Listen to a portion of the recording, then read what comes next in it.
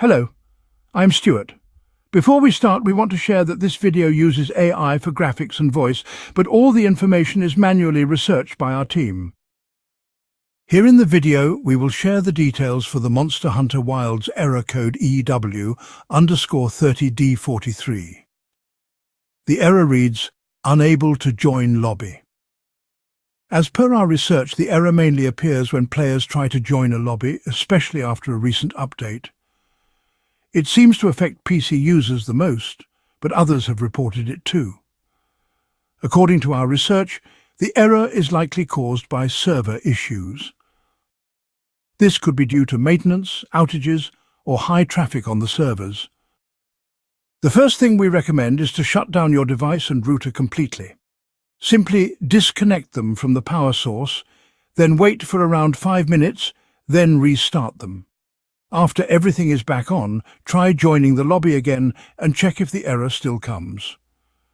If the error still appears, then check if you need to update the game. If an update is available, install it and check for the error again. In case the error still shows up, go to the title menu and make sure you have accepted the privacy policies. This can sometimes block lobby access if not accepted. If you're on PlayStation, try this workaround. Start or join a private lobby first. Then go back to the title screen. From there, join your squad lobby or a recommended lobby. This helped some players fix the issue, so this may also help you.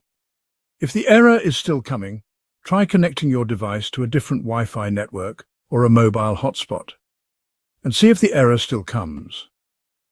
If none of these steps work, then the servers may be under maintenance or facing an outage. In that case, we suggest waiting for some time and trying again later. Meanwhile, you can go offline and continue playing until the servers are back to normal. For updates on servers, you can check the official Monster Hunter social media pages. Thanks for watching. This is all we have for the error. If this video helped, don't forget to like, share and subscribe. Have any questions or issues? Drop them in the comments below. See you in the next one.